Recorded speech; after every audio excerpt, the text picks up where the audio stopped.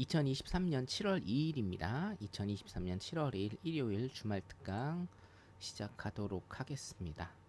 자, 오늘은 스트레스 테스트 결과라는 거를 제가 말씀을 드릴 건데, 혹시 이거 스트레스 테스트 혹시 아시는 분 3번?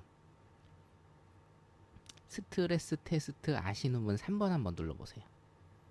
나 이거 안다. 오케이. 나 이거 모른다. 4번. 왔던님 아시고. 나 이거 모른다. 4번. 네. 네네. 오케이. 좋습니다. 자, 뭐, 대부분의 분들 잘 아시겠지만, 어, 제 방에서는 굉장히 호응을 잘 해주셔야 됩니다. 아셨죠? 예. 제 방에서는 굉장히 호응을 잘 해주셔야 제가 여러 가지 말씀을 드리고, 그 다음에 안 끕니다. 네. 호응 없는 방은 제가 꺼요. 지금 채널 4개에서 동시 송출이 되고 있고요.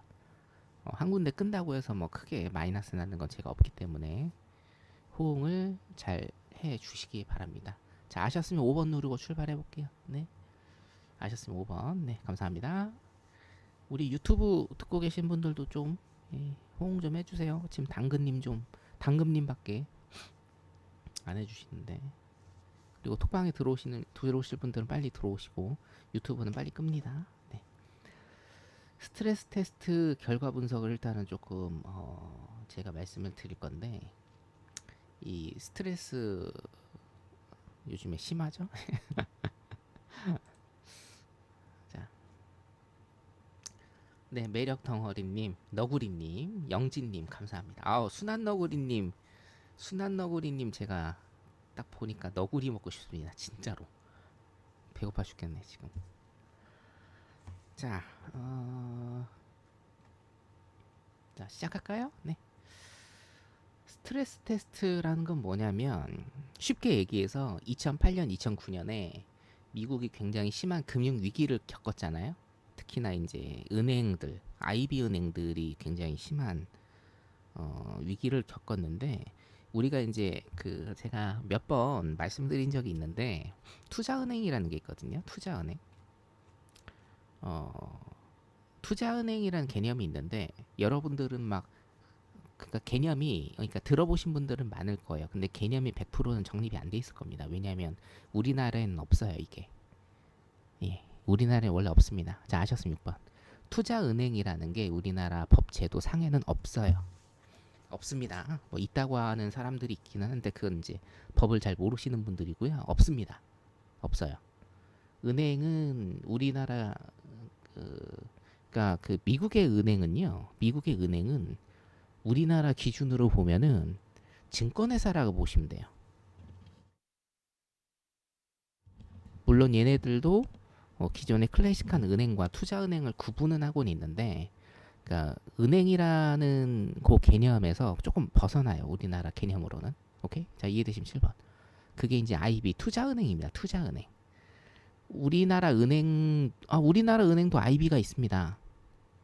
있긴 있어요. 부서로 있는 거예요. 부서로 그냥 따로. 그러니까 어떤 한 파트, 뭐 기획부, 뭐 인사과 이런 걸로 다른 파트로 있는 거고. 네, 김산홍님 반갑습니다. 우리나라에는 IB가 없습니다. 예, IB가 없어요. 우리나라로 따지면 여러분들 이제 증권회사라고 보시면 돼요. 증권회사에 가깝습니다. 우리나라 기준으로는. 근데 이제 스트레스 테스트라는 거를 2008년, 2009년도에 금융 위기가 굉장히 심화돼서 그때부터 얘네들이 만들었습니다. 미국에서. 그러니까 뭐냐면 시뮬레이션을 돌리는 겁니다. 시뮬레이션을 돌리는데 어떤 회복기의 상황, 그러니까 경기가 안 좋았을 때 회복기의 상황, 그 시나리오 1하고 굉장히 극단적으로 안 좋을 때 시나리오 2를 만들어서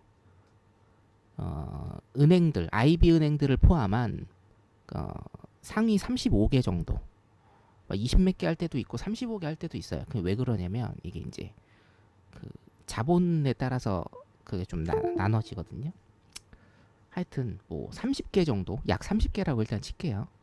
약 30개 정도의 상위 은행들이 이런 금융위기나 경제위기나 이런 게 왔을 때, 약하게 왔을 때, 혹은 강하게 왔을 때, 얘네들이 이거를 버텨낼 수 있는가 없는가를 판단하는 그런 시험이라고 보시면 됩니다. 자, 아셨으면 8번. 이해되시죠? 무슨 얘기인지. 그러니까 시뮬레이션이에요. 네, 이카로스님, 바람님, 어서 오시고요. 네. 오케이. 자, 아셨으면 8번. 이해되시죠? 무슨 얘기인지. 그러니까 시험을 보는 건데, 얘네들이 극한 상황에서 버틸 수 있는지를 보는 거예요. 오케이? 물론 이제 이거를 다 믿으시면 안 되기는 합니다. 예, 제 개인적으로는 초반에 설정이 조금 잘못된 면이 있지 않을까라는 뭐 개인적인 뭐 제가 뭐 월가의 사람들보다 당연히 이 머리 좋은 사람들을 뛰어넘는 건 아닌데 하여튼 뭐 개인적으로는 그래요. 자, 그런데 지금 지수가 굉장히 좀 많이 오르고 있어요. 그죠? 여러 가지 여러 가지 이유가 있죠. 예, 여러 가지 이유가 있습니다. 금리 동결도 돼 있고 금리 인하에 대한 어떤 기대감도 돼 있고 그리고 금리 인상을 파월이 지속적으로 한다라고 지금 세 번이나 얘기를 했어요. 2주 동안. 2주 동안 세 번이나 얘기를 했는데 금리 인상 지속적으로 할 거고 최소한 두 번 올릴 거고 이 얘기를 했음에도 불구하고 올해 연말에 금리 인하가 없다라고 얘기했음에도 불구하고 지수는 큰 폭으로 상승을 하고 있는데 여기에 관해서 이제 제가 한 말씀 드렸죠. 앞으로 하반기, 그러니까 저번 주 주말 특강 들어보신 분들 그리고 이제 공부해 보신 분들은 아실 건데 올해 하반기의 이슈는 뭐라고 제가 얘기했습니까? 과연 경기 침체가 올 것이냐 안 올 것이냐 요거에 이슈가 많이 달려 있다라고 제가 말씀을 드렸어요. 자, 이해되시면 9번 여기 이게 뭐냐면 뭐야 아니구나. 이 저번 주 거를 제가 좀 보여드리면 저번 주 거. 그러니까 제 방송은 꾸준히 공부하시면서 들으세요. 예, 여러분들한테 하나도 해가 될 게 없습니다. 특히나 기본적 분석 여러분들 잘 아셔야 된다고 제가 말씀을 드렸잖아요. 그죠? 자, 여기 보시면 뭡니까? 저번 주에 이제 최대 이슈는 뭐라고요? 이겁니다. 그러면 너희들이 이코노미스트들이 그리고 또 대부분의 전문가들이 항상 경기 침체가 온다라고 한다. 더 나빠질 거라고 하는데 지금 지수는 오르고 있지 않느냐. 그럼 예정돼 있던 경기 침체는 어디에 있느냐라고 제가 두 가지 월스트리트, CNBC 사설 보여드렸고 대신 이게 반전이 있었다. 뭡니까? 그럼 경기 침체는 뭐예요? 경기 침체가 안 오냐? 경기 침체가 패배한 거냐? 아니다. 지연된 거라고 여기에서도 얘기를 하고 있다. 자, 기억나시면 번 지연된 거다. 오케이? 그 중에서 저번 주에 조금 우리 머리를 띵하게 했던 거, 그죠? 신박했던 게 뭐예요? 저금리 장기 대출의 역설이다. 그래서 지금 버티는 거다. 자, 이거 기억나시면 1번 쭉 한번 빨리 누르세요. 되게 신박했다. 그죠? 저금리 장기 대출이다. 그래서 뭡니까? 기업과 가게가 팬데믹 기간에 저금리 장기 대출을 많이 받았기 때문에 아직까지 버티고 있는 거다. 그렇죠? 예, 굉장히 신박했죠? 그래서 하반기는 뭐예요? 하반기는 요거다. 이거 제가 되게 이게 마음에 드는 건데 예정되었던 경기 침체는 도대체 어디 있느냐라고 경기 침체가 진짜 오는 것이냐라고 굉장히 많이 떠들어댈 거다. 이코노미스트들도 떠들어댈 것이고 전문가들도 많이 싸울 것이다. 오케이? 예. 하반기는 이겁니다. 이슈가. 자, 이해되시면 2번 쭉 눌러볼게요. 여러 가지 뭐 안 온다라는 측, 온다라는 측은 여러 가지 데이터를 통해서 이것들을 비교 분석할 것인데 이제 안 온다라는 측은 뭡니까? 지수가 지금 계속적으로 오르고 있고 노동시장이 굉장히 탄탄하다. 그렇기 때문에 이것을 이겨낼 수 있다. 그리고 인플레이션도 지속적으로 지금 떨어지고 있기 때문에 이것을 이겨낼 수 있을 것이다.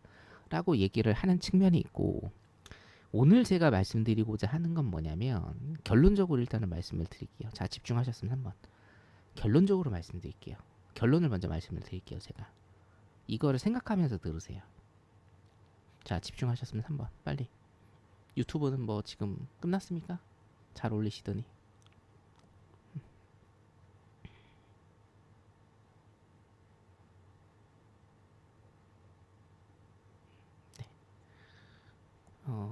지금 죄송한데 그 뭐 그렇게 마음에 들진 않아요. 네 개 다. 네 개 다 그렇게 마음에 들진 않으니까 알아서 잘 하세요. 아셨죠? 결론적으로 뭐냐면 시차입니다. 시차. 예, 시차입니다. 그 우원재의 시차 한번 듣고 갈까요? 시차다. 이거를 여러분들이 좀 생각을 하셔야 돼요. 시차. 아셨죠? 자, 그래서 오늘 일단은 우리가 봐야 될 거는 뭐냐면 스트레스 테스트인데 이게 수요일 날 나왔어요. 지난주 수요일.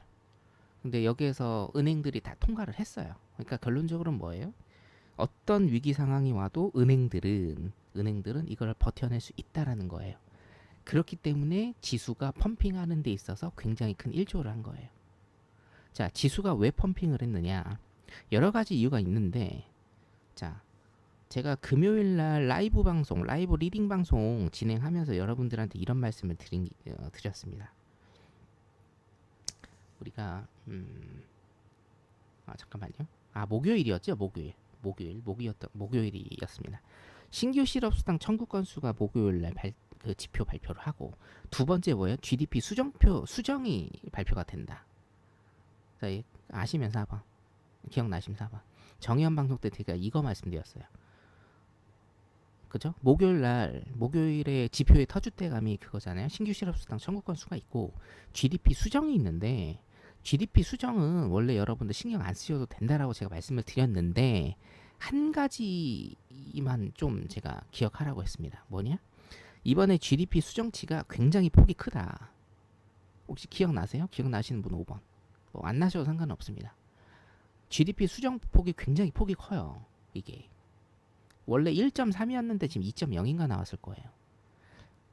여기에 따라서 좀 많이 바뀔 수 있다라고 제가 말씀 일단 드렸습니다. 근데 뭐예요? 진짜 2.0이 나와버렸어요. 굉장히 큰 폭의 상승을 한 겁니다. GDP가. 오케이? 자, 이해되시면 6번. 사실은 신규 실업수당 청구 건수는 별 3개짜리이고 중요한 지표이기는 한데 엄청나게 많이 올라가는 지표가 아니에요. 올라가거나 내려가는 지표가 아닙니다. 이거는 원래 클래식하게 한 50틱에서 80틱 정도예요. 오케이? 근데 GDP 수정치가 어떻게 됐어요? 2.0으로 올라버린 거예요. 제가 요것만 일단 체킹하라고 했잖아요. 원래 GDP는 분기별 GDP, 그러니까 분기별이니까 3, 6, 9, 12 여기에다가 분기별이니까 어떻게 됩니까? 3, 6, 9니까 4, 7 요렇게 가는 거 있잖아. 4, 7, 10 이렇게 발표되는 게 원래 되게 센 겁니다. 원래 GDP가 되게 세요. 그렇게 발표되는 게. 근데 뭡니까? 지금 수정치란 말이야. 뭐 계절적인 요인이나 아니면 이런 것들을 수정하는 수정치가 발표되는 건데 이게 엄청나게 많이 펌핑이 된 거예요. 그리고 뭡니까? 수요일 날 미국에 있는 모든 은행들이 스트레스 테스트를 다 통과를 했어요. 그래서 일단 펌핑이 된 거거든요. 자, 그러면 혹자는 일단은 이렇게 얘기할 수 있어요.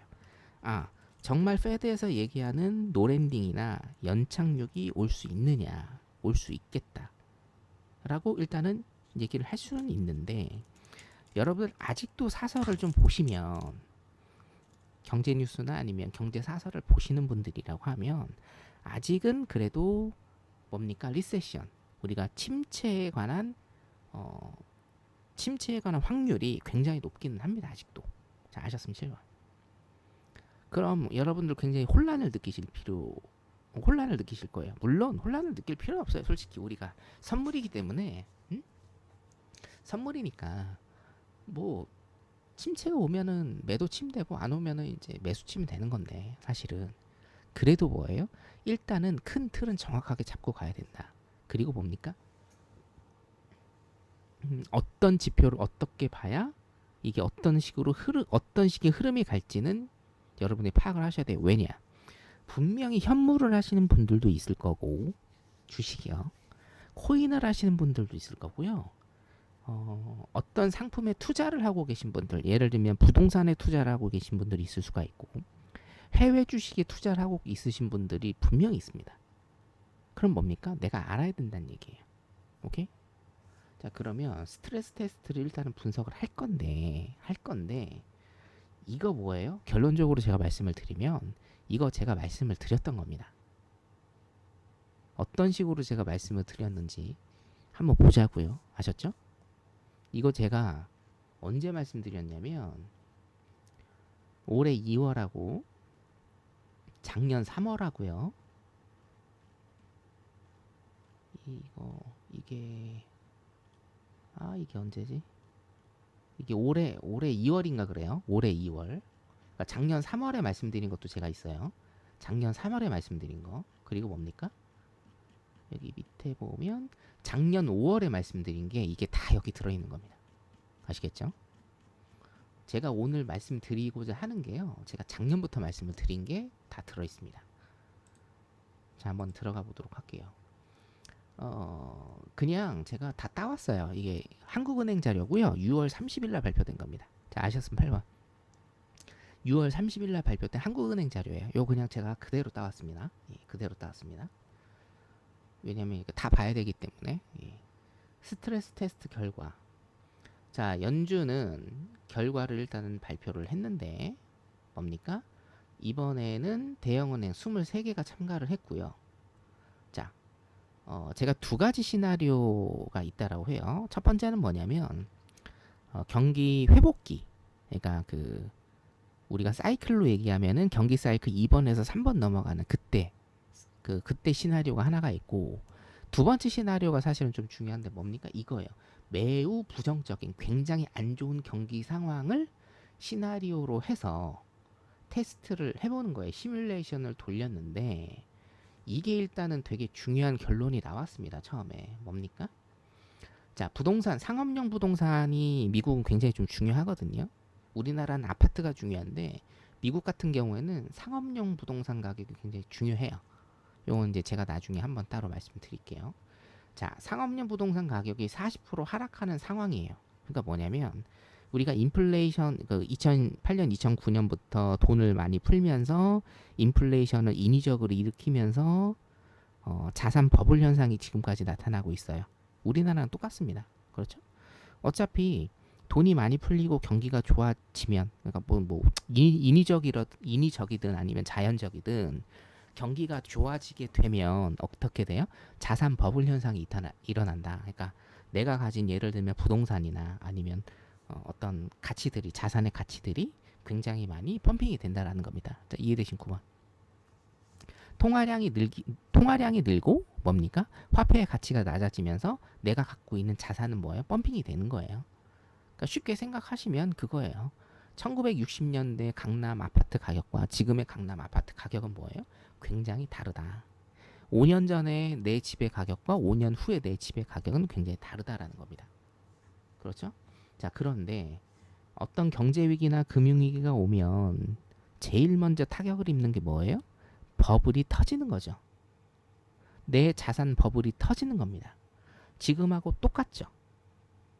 자, 부동산 상투 잡으신 분들 지금 어떻습니까? 집이 안 팔립니다. 이거예요. 자, 이해되신 명분.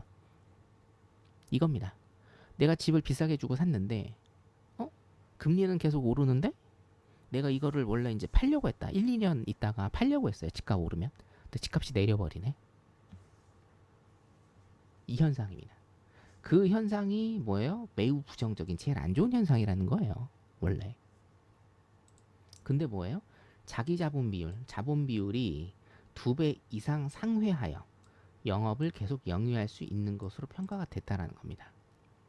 자, 이거를 제가 어디서 얘기를 드렸느냐. 이게 무슨 얘기냐면 여러분, 여기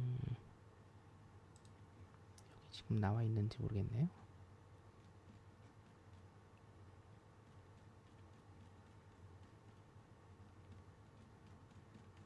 이거는 제가 여기다 그냥 할게요. 이게 잠깐만요. 하도 여러분들 지금 보여드릴 게 많아가지고 이거 지금 제가 그 올해 2월달에 말씀을 일단 여러분들 주말 특강하고 이런 데에서 제가 말씀을 드린 게 있는데 이겁니다. 무슨 얘기냐면 보세요. 커브 역전 더는 침체 선행지표 아니야. 자, 이게 무슨 얘기냐면 우리가 그 제가 저번 주에는 10년물 국채금리하고 3개월물 국채금리 말씀드렸고 고전적으로는 제가 10년물 국채금리하고 2년물 국채금리하고 제가 말씀드려서 커브 역전 현상. 그러니까 2년물 국채금리가 더 높을 때 항상 뭐가 왔다? 우리 많이 들어보셨죠? 금융위기, 경제위기가 왔다라는 겁니다. 자, 이해되시면 1번. 그거 제가 항상 말씀드렸잖아요. 그죠? 근데 요거예요. 요게 이제 지금 그 현상을 발견한 경제학자가 다른 얘기를 한다. 지금은 그게 아니다라고 얘기를 한 기사를 제가 올해 2월 달에 여러분들한테 소개를 시켜드렸는데 뭐 어차피 기억 안 나시면 지금 또 상기시키시면 됩니다. 기사를 일단 읽어볼게요. 역사상 가장 신뢰받던 경기 침체 지표인 수익률 곡선, 일드 커브 곡선이라고 하죠. 더 이상 선행 지표로 작동하지 않는다라는 지적이 이어지고 있다라는 거예요. 자, 보세요. 무슨 얘기냐? 자, 오늘 주말 특강 처음 들어보시는 분들은 그냥 들으세요. 조금 어려워도. 아셨죠? 이게 절대 어려운 게 아닙니다. 자, 제 주말 특강 처음 들어보시는 분들 2번. 이게 어려운 게 아니고요. 여러분들이 지금 처음 들어보셔서 그래요. 제 방에 처음 들어오셔서 주말 특강 처음 들어보시는 분들은 이게 지금 처음 들어보셔서 그래요. 딴 나라 얘기가 아니에요, 여러분. 오케이? 자, 10년물 국채 금리가 있고 2년물 국채 금리가 있다. 근데 뭐예요? 10년물이 항상 커야 됩니다. 이게 정상이다. 자, 아셨으면 2번. 이건 이해되시죠? 항상 이게 정상이에요. 10년물 국채 금리와 2년물 국채 금리를 비교해 봤을 때 뭡니까? 10년물 국채 금리가 더 높아야 된다는 거예요. 왜냐? 10년물은 왜냐? 10년물은 뭐예요? 이게 이제 미국의 모기지 채권하고 연결이 돼 있고 2년물 금리는 뭡니까? 기준금리랑 일단 연결이 돼 있어요. 그렇죠? 그리고 10년물 국채 금리는 뭐랑 연결이 돼 있어요? 다시. 자, 은행입니다. 은행. 와콤. 자, 은행입니다. 그렇죠? 은행은 예금을 받아서 뭡니까? 기업한테 대출을 내줍니다. 그렇죠? 기업 대출 내줍니다. 그래서 예금 금리를 주죠. 은행 입장에서는 예금자한테 금리를 줘야 되니까 이게 뭐예요? 비용이다. 오케이? 자, 그러면 은행은 이 예금을 받아서 기업한테 대출을 주고 기업한테 뭐를 받아요? 이자를 받아요. 이자를 받으니까 이게 뭐예요? 이게 수익이다. 오케이? 자, 여기까지 이해되시면 3번. 요건 조금 빨리 나갈게요. 이거 제가 수십 번 해드린 얘기니까. 예. 그리고 처음 들어보시는 분들도 잘 들으세요. 이거 수십 번 해드립니다, 앞으로. 그래서 뭡니까? 은행은 뭐예요? 은행도 사기업이에요, 사기업. 사기업이기 때문에 비용하고 수익을 계산해보면 수익이 훨씬 더 많아야 돼요. 오케이? 자, 근데 이거는 뭐랑 연결돼 있다? 10년물 금리랑 연결돼 있고, 이거는 뭡니까? 단기 금리, 2년물이랑 연결이 돼 있다. 국채금리하고. 그래서 뭐예요? 항상 뭐예요? 10년물이 더 커야 뭡니까? 은행이 안 망한다라는 겁니다. 자, 이해되시면 4번. 10년물이 항상 커야 은행이 안 망한다고요. 근데 어떤 이유에서든지 이게 더 커봐요. 2년물 국채금리가 더 커봐요. 그럼 뭐예요? 비용이 더 크고 수익이 더 작잖아요. 그럼 은행이 존속하겠냐고. 은행 망한다. 이게 뭐예요? 금융위기다. 이해되시면 5번. 그래서 뭐예요? 가장 간단하게 여러분들한테 설명을 드리면 2년물 국채금리와 10년물 국채금리를 비교 분석해봤을 때 10년물 국채금리가 커야 정상인데 2년물 국채금리가 크면 뭐예요? 뭔가 문제가 항상 일어난다는 거예요. 이해되시죠? 여기까지? 자, 이거를 제가 작년부터 계속 말씀드렸고 올해 2월에 이거를 제가 일단은 기사를 뽑아서 말씀을 드린 적이 있는데 왜 이거를 기사를 뽑아서 말씀을 드렸냐면 이거를 발견한 교수 이 이론을 정립한 교수가 지금은 이게 안 통한다. 지금 이게 틀릴 수 있다라고 지가 스스로 얘기를 해서 제가 이 기사를 여러분들한테 2월 달에 말씀을 드렸던 겁니다. 자, 이해되시면 6번. 근데 요거를 일단은 다시 한번 복기를 하면서 스트레스 결과를 일단 보자고요. 오케이? 어떻게 연결되는지. 자, 여기에는 늘어난 은행 중비금이 배경을 자리 잡고 있다라고 보도했다. 이게 중요해요. 늘어난 은행 중비금. 자, 보세요. 자, 원래 2년물이 더 커버리면 은행이 망해야 돼요. 자, 맞으면 7번. 좀 빨리 갈게요. 2년물이 더 커버리면 은행이 위기를 맞아야 돼요. 근데 왜 위기를 맞지 않느냐? 은행이 자산이 더 많이 형성이 됐다 이겁니다. 재산이 더 많아졌어. 그래서 뭡니까? 버틸 수 있는 여력이 더 많다라는 거예요. 이해되신 8번. 은행이 버틸 수 있는 여력이 더 많아졌다라는 겁니다. 이해되신 8번 쭉 빨리. 이거 이해 안 되면 어떻게 합니까? 빨리 누르세요. 누르기라도 잘하세요. 이해 안 돼요. 내가 재산이 더 많아. 지금 당장은 내가 사업을 해서 좀 손실인데 내가 자산이 엄청 많아. 그래서 뭡니까? 무너지지 않는다라고. 손해는 볼지언정. 이게 뭐예요? 올해 2월 기사에 이게 나왔던 거예요. 그래서 제가 여러분한테 설명을 해드린 거고, 이게 뭡니까? 스트레스 테스트에 그대로 나온 겁니다. 뭐예요?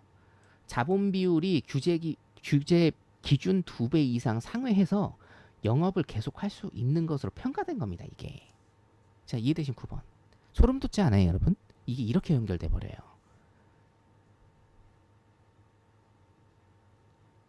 지금 몇십 년 된 이론이 뭡니까? 올해 2월 기사에서 일단은 분석이 된 거고, 이게 뭐예요? 스트레스 테스트 결과로 일단은 얘기가 된 겁니다. 뭡니까? 상업용 부동산이 거의 반토막이 남에도 불구하고 뭐예요? 자기 자본 비율이 높기 때문에 영업을 계속 영위할 수 있는 거예요. 근데 그러면 이거를 바꿔서 얘기하면 뭐예요? 자기 자본 비율이 더 낮아지고, 이진정님 오랜만이십니다. 이진정님 오랜만이십니다. 네, 환영합니다. 자기 자본 비율이 더 낮아지고 이 위기가 더 길게 가고 상업용 부동산 가격이 더 떨어지면 뭡니까? 그때는 모든 게 무너질 수 있다는 겁니다. 이해되시면 0번. 오케이? 그럼 포인트는 어디다 잡으셔야 돼요? 제가 말씀드렸잖아요. 위기가 길게 가고 상업용 부동산 가격이 더 낮아지고, 그리고 뭐예요? 자기 자본 비율이 더 낮아지면 위기가 올 수 있다. 여기에다 여러분들이 포인트를 잡으시면 돼요. 자, 그러면 내가 경제에 대해서 아무것도 모르는 사람이어도 어떻게 됩니까? 제가 말씀드리는 포인트만, 어차피 제가 또 말씀드릴 거예요. 제가 말씀드리는 포인트만 요소에 제가 체킹을 해드리죠. 요거 이렇게 됐네요. 부동산 가격이 지금 많이 낮아지고 있네요. 자기 자본 비율이 지금 낮아지고 있습니다. 이거 굉장히 고금리 고물가로 길게 가고 있습니다. 라고 제가 계속적으로 여러분들한테 스터디를 시켜드리면 여러분들은 뭐예요? 진짜로 지금 위기가 안 오더라도 위기가 올 수 있는 그 스텝을 가고 있구나라고 여러분들이 예상하실 수가 있으시죠. 왜? 포인트만 제가 잡아드리기 때문에. 자, 이해되시면 1번. 이 정도 여러분들이 노력을 안 하신다라고 하면 아무것도 하지 마세요. 예? 오늘 위기가 옵니다 라는 답을 여러분들이 원하신다라고 하면 그거는 여러분들이 잘못된 거예요. 이 정도 노력은 하셔야지. 제가 가이드라인은 다 쳐드리잖아 지금. 그죠? 자, 마지막 1번 주. 여러분들이 저도 뭐 해외 선물 하지만 여러분들 아무리 해외 선물만 하신다 하더라도요, 분명히 여러분들 기회가 온다니까요. 기회가 와요. 여러분들 유튜브나 이런 거 보세요. 진짜 10년 20년 만에 진짜 처음 오는 위기이자 기회라고 지금 계속 떠들어대잖아요. 작년부터. 저 같은 사람도 온다니까요. 그거를 잡아야지. 예? 잡아가지고 나도 어디에요? 청담동 가서 살아봐야지. 안 그렇습니까? 인생의 쇼당을 치실 수 있는 기회가 온다니까요. 분명히. 자, 그래서 결과는 어떻게 됐냐면 매우 부정적인 시나리오 안에서도 계속 영위할 수 있는 걸로 일단은 돼 있고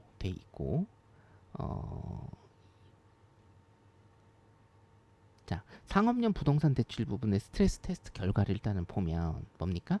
40% 하락을 하는 걸로 일단은 했습니다. 자, 그런데 뭡니까? 649억 달러 손실이 발생을 하지만 뭐예요? 대형 은행들이 상업용 부동산 부분의 심각한 침체를 감내할 수 있을 정도의 충분한 자본을 계속 보유할 것으로 일단은 평가가 됐다. 그래서 뭐예요? 지수가 펌핑하는데 굉장히 큰 요소로 쭉쭉 오른 겁니다. 자, 이해되시면 2번. 근데 제가 보면 해외 선물, 주식은 모르겠어요. 주식은 제가 막 많이는 안 보니까. 해외 선물 리딩 방송 하는 사람 중에 이거 건드려서 이것 때문에 오른다라고 하는 사람은 거의 제가 못 봤습니다. 예. 여러분들 일단은 좀 알고 계셔야 돼요. 아셨죠? 오케이? 네. 자, 시사점을 일단 제가 조금 몇 개 읽어볼게요. 시사점.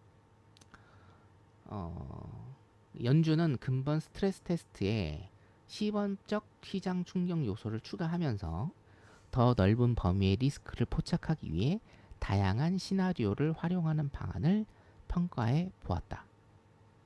그 유용성을 확인한 만큼 향후 스트레스 테스트 시에도 다양한 시나리오를 제시하면서 은행 부분의 건전성 점검을 강화해 나갈 것으로 일단은 예상을 했다. 자, 부의장은 근본 스트레스 테스트 결과가 미국 은행 시스템 복원력이 강하다는 점을 보여주고 있지만 리스크 발생 가능성에 대해 겸허한 자세를 유지해야 하며 은행이 다양한 경제 시나리오, 시장 충격 및 여타 스트레스에 탄력적으로 대처할 수 있도록 노력을 계속해 나가야 된다고 일단 강조를 했다라는 건데, 이 한국은행 같은 경우에도 미국이 발표한 거를 그냥 그대로 따왔기 때문에 일단 요런 평가를 지금 내리고 있는 겁니다. 오케이? 자, 이거를 왜 시나리오를 이렇게 좀 많이 이렇게 했냐면 실리콘밸리 뱅킹 사태 때문에 얘네가 시나리오를 좀 많이 만들었어요. 자, 이해되시면 3번. 그럼 여러분들 이렇게 반문을 하실 수 있어야 돼요. 아니, 실리콘밸리, 네이처 리퍼블릭 같은 그런 은행들, 그죠? 그런 은행들은 지금 어떻게 된 거냐? 걔네들은 이 평가에 들어갈 수 있는 짬이 안 되는 겁니다. 자, 이해되시면 4번. 이게 되게 조금 아이러니한데 대형 은행사 23개를 대상으로 일단 한 거예요, 여러분. 대형 은행사 23개. 23개. 오케이? 예. 그 자기 자본에 대한 어떤 금액이 이 정도 이상 되는 애들만 얘네들이 한 거예요. 중소기업들은 다 빠진 거라고 생각하시면 돼요. 자, 은행들이 약 5천 개가 넘게 있는데 미국에서 23개만 일단 한 겁니다. 23개만. 이해되시죠? 자, 그래서 대상 은행은 어떻게 됩니까? 총 자산이 2,500억 달러 이상인 은행. 그리고 전부 다 해가지고 23개 대형 은행만을 일단은 실시를 한 겁니다. 오케이? 23개만.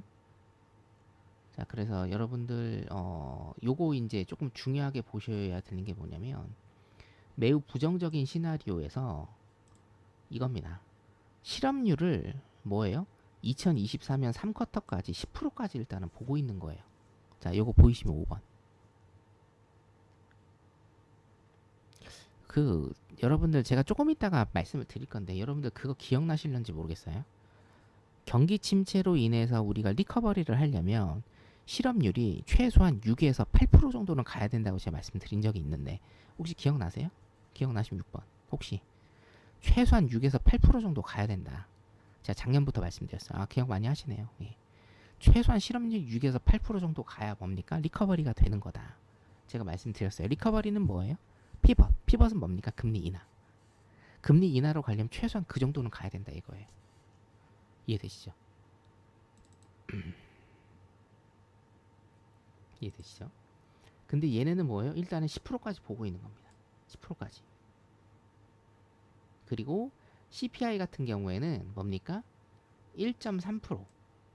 1.3%까지 일단 보고 있어요. 1.3%. 자, 그리고 이게 중요한데 4쿼터까지 미국 주가 지수가 일단은 뭡니까?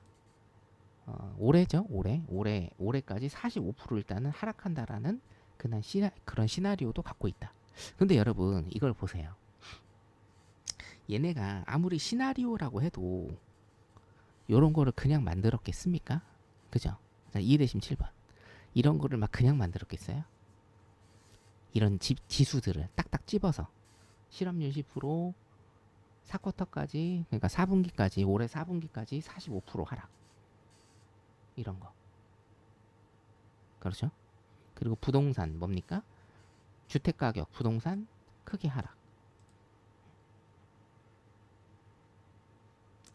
시나리오로만 그치지 않을 수 있다라는 거예요. 이거는 왜냐? 딱딱 집어냈잖아요. 지금 제가 말씀드린 거 딱딱 집어냈지 않습니까? 제가 나스닥 선물 기준으로 어디까지 내려갈 수 있다라고 말씀드렸어요? 8,000포인트. 자, 기억나신 8번. 제가 몇 번 말씀드렸죠. 최근에도 8,000포인트. 10,000포인트는 제가 작년부터 말씀드렸고, 많이 내려간 8,000포인트까지. 지금의 뭐예요? 45% 정도 되죠? 네, 지금 15,000 넘었으니까. 한 45% 정도 되는 것 같아요. 그러니까 과연 이게 우연일까? 저도 이제 감으로만 방송하지 않아요, 여러분. 특히나 기본적 분석 여러분들한테 주말 특강 해드릴 때는 감으로 하지 않습니다, 절대로. 저도 굉장히 많은 것들을 보고 분석을 하고 듣고 하면서 여러분들한테 말씀을 드리는 거죠. 오케이? 자, 근데 여기에서는 뭐냐면 미국 내의 어떤 무너짐, 미국 내의 무너짐이 아니라 글로벌 시장 충격, 그리고 뭡니까? 거래 상대방. 내가 아무리 잘해도 나랑 거래하는 거래처가 부도나면 나도 부도나는 겁니다. 그 두 가지를 일단은 상정한 겁니다. 오케이? 이해되시죠? 그래서 사실상 제가 이거를 막 100% 믿지 않는 이유가 막 되게 뭐라고 할까요? 그러니까 저 개인적인 건데 제가 엄청나게 신뢰를 하는 것들이 좀 있어요. NDR이던가 이런 거는 제가 신뢰를 많이 하는데 요거 같은 경우에는 제가 조금 비판적으로 분석을 하는 이유는 뭐냐면 어떤 미국 자체 내에 어떤 큰 문제로 인한 거를 크게 상정을 하진 않아요. 자, 이해되신 9번. 그리고 범위가 너무 적어요. 지금 35개 은행들이라고 제가 처음에 말씀드렸잖아요. 35개까지 해요. 근데 지금 뭡니까? 23개밖에 안 했다 이거예요. 그런데 하여튼 이런저런 굉장히 긍정적인 요소들로 지금 펌핑이 계속 되고 있다라고 여러분들이 이해를 하시면 됩니다. 이해되시죠? 자, 요거는 뭐 방금 전에 말씀드렸던 수치를 차트상 그래프화 시킨 거고, 여기 보시면은 여러분들 잘 아시는 뱅크 오브 아메리카, 그리고 뉴욕 멜론은행 있고요. 시티그룹, 시티즈는, 골드만삭스, JP모건, 모건 스탠리 다 있습니다. PNC 있고요. 전부 다 있다. 웰스파고, 마지막으로 웰스파고까지 전부 다 있다. 오케이? 자, 그래서 일단은 스트레스 테스트를 통과를 했다라는 겁니다. 자, 여기까지 정리되신 명분. 그래서 뭐예요? 지수가 펌핑을 하면서 굉장히 많이 오른 겁니다. 왜? 일단은 은행들이 어떤 위기 상황이 왔을 때 그 위기를 극복해낼 수 있는 힘은 있다. 그 힘은 어디에서 기인을 한다? 제가 예전에 기사에서 보여드린 바와 같이 뭡니까? 자기 자본 비율, 준비금, 뭐 다 똑같은 표현입니다. 자기 돈이 많다는 얘기예요. 자기 돈이 많기 때문에 뭐예요? 버텨낼 수 있다라는 거죠. 기사를 조금 더 읽어보면, 자, 이거 중요한 기사니까 제가 좀 읽어볼게요. 통상적으로 채권 시장에서 단기물 금리가 장기물 금리를 추월할 때, 그러니까 2년물이라고 일단 보시면 되고, 2년물이나 뭐 3년물, 1년물도 사실 상관없어요. 자, 근데 보통 우리가 보는 게 2년물과 10년물, 3개월물과 10년물을 잘 보죠. 단기물 금리가 장기 금리를 추월할 때 투자자들은 경기가 하강 국면에 접어들 것이라고 해석하지만 이 논리가 점차 설득력을 잃고 있다는 주장이다. 오케이? 은행의 많은 준비금 덕분에 수익률 곡선 역전에 달한 큰 손실을 피할 수가 있다라는 겁니다. 자, 기존에는 우리가 다 공부했던 겁니다. 이걸 그냥 말로 표현한 거예요. 기존에는 은행이 예금을 통해 단기로 자금을 조달해서 장기로 대출을 운영했다. 그러니까 이게 뭐예요? 예금을 받아. 이게 뭡니까? 단기로 예금을 받아. 여러분 예금 은행에 예금해 보신 분들 아시죠? 다 단기입니다. 길어야 3년이에요. 자, 맞으면 1번. 거의 대부분 뭐예요? 금리 높은 거는 뭡니까? 다 1년이에요. 자, 아시면 1번. 그죠? 금리 높은 건 1년이고요. 진짜 예금 길어봤자 3년입니다. 그죠? 단기로 얘네가 땡겨와서 장기로 주는 거예요. 그러니까 얼마나 남는 잠사냐고 이게. 단기로 예금금리 높아요? 안 높죠? 단기로 예금금리 낮게 땡겨와가지고 장기로 높은 금리로 돌려버려. 은행이 얼마나 남는 장사냐고 이게. 예? 자, 수익률이 역전될 경우 예대 마진이 축소돼 재앙적 결과를 낳을 수 있다. 이거죠 이거. 수익, 예금, 뭐예요? 이게 비용이죠. 지출. 어떤 이유에서든지 지출이 더 많아진다. 그럼 뭐예요? 은행이 망한다. 오케이? 재앙적 결과를 낳을 수 있다. 수익률이 역전될 경우에 예금과 대출의 그 이익 폭이 축소돼. 예대 마진. 자, 여기까지 정리되셨으면 2번. 제가 여러분들한테 수십 번 말씀드린 내용입니다. 그죠? 그러니까 이게 제 방송은 항상 말씀드렸다시피 차근차근 잘 들어보셔야 돼요. 시간을 가지고. 여러분들 6월 달에 굉장히 매매 어려웠어요. 근데 뭐 이거는 자기 변명이 아니고 해외 선물 하시는 분들 제가 많이 알잖아요. 뭐 전문가들도 많이 알고 일반 회원님들도 많이 아는데 좋았던 사람 한 명도 없습니다. 전문가들도요. 전문가들도 진짜 다 깨졌습니다. 그러니까 제가 자기 변명하는 게 아니라 저는 깨져도 많이 안 깨지잖아요. 진짜 졸라 깨졌어요. 졸라. 예. 플러스 난 사람이요. 그 거래내역 까보라고 하세요. 다 버티게 했어요. 오버나이트하고. 자, 아셨으면 한번. 그러니까 하루 이틀 하시는 거 아니잖아요. 한두 달 하시는 거 아니에요. 여러분들 제가 항상 말씀드리는데 자, 아셨으면 3번 쭉 한번 눌러보세요. 여기에서 여러분들 포기하시면 제가 항상 안 되면은 포기하라고 말씀드리는데 공부는요 절대로 포기하시면 안 돼요. 여기서 포기하시면 안 돼요. 여기에서 포기하시면 여러분들 남는 게 뭐예요? 빚밖에 안 남아요. 자, 마지막 4번. 여기에서 포기하면 여러분 빚밖에 안 남아요. 무조건 시장에서 이기셔야 돼요. 그러려면 하루 이틀, 한두 달, 세네 달로 여러분들 모든 걸 평가하시면 안 됩니다. 여러분들은 지금 뭐예요? 햇병아리에서부터 다시 시작하시는 분들이에요. 진짜 손잡고 믿고 가세요. 자, 아셨으면 5번. 제가 7년 넘게 리딩 방송을 해오면서 이런 일 저런 일 다 있었거든요. 물론 6월달은 굉장히 쇼킹한 일들이 좀 많았는데 개인적으로도 이런 일 저런 일 다 있었습니다. 그래도 뭡니까? 제 회원들은 항상 시장에서 살아남는 사람이 많아요. 이해되시죠? 자, 내일부터 일단 화이팅 하시고. 자, 하지만 금융위기 이후에 은행들은 보유고를 크게 늘려야 했고 이는 현재 역수익률 곡선을 헤쳐나가는 데 도움이 되고 있다는 게 분석이다.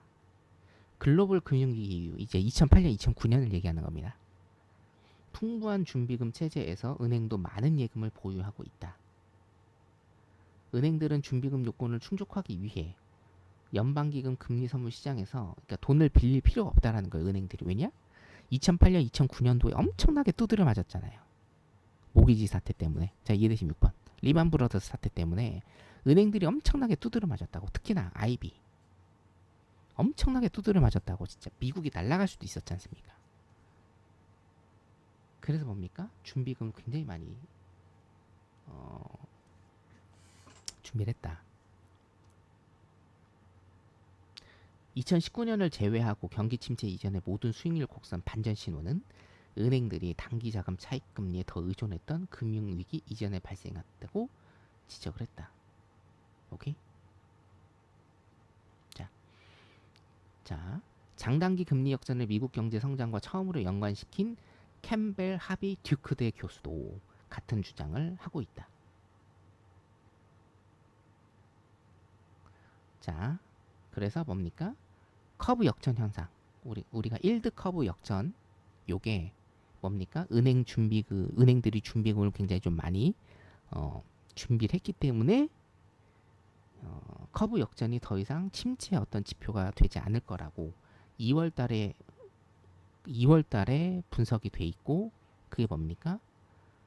은행들이 스트레스 테스트를 통과하는 큰 이유가 됐다는 거예요.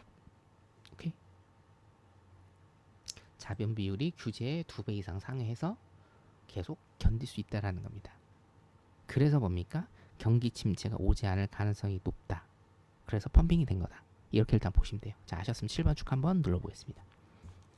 자, 그러면 두 번째로 넘어갈게요. 여기까지 이해되시죠? 무슨 얘기인지. 뭐 어렵지 않죠? 예. 이게 뭐 요소별로 보면은 좀 어려운 것들이 있는데 이런 건 여러분들이 보실 필요가 없고 제가 항상 말씀드리잖아요. 여러분들은 여러분들이 하실 것만 하시면 돼요. 그 딱 거기만. 자, 이해되신 8번. 이런 거는 제가 보면 됩니다. 아시겠어요? 이런 거는 제가 봐서 여러분들한테 설명을 해드리면 되고 어떤 거가 좋고 나쁜 어떤 거를 여러분들이 아셔야 되고 어떤 거를 여러분들이 아실 필요가 없는지만 제가 말씀을 드리면 되는 거예요. 이해되시죠? 자, 유튜브 들리시면 5번. 유튜브 들리시면 5번.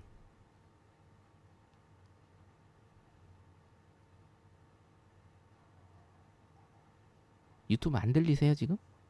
유튜브 들리시면 5번.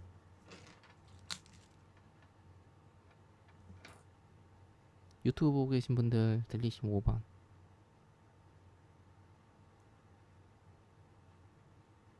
잠깐만요. 죄송합니다. 들리시죠? 예. 봄변님, 의시안님, 박효신님 감사합니다. 거기 저기 호응 없으면 제가 꺼버립니다. 경고. 경고 한 번. 경고 두 번이면 제가 꺼버려요. 한 10분 정도. 아셨죠? 자, 아셨으면 6번. 유튜브.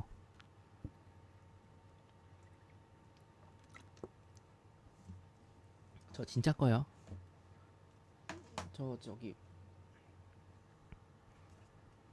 저 정혜원 200명의 플랫폼 4개예요 지금. 거기 10분 끝나고 저 타격 없습니다.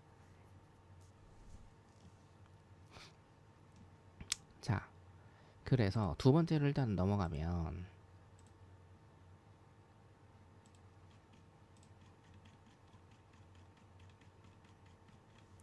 그리고 잠깐만요. 47분 녹화를 한번 끊고 가겠습니다.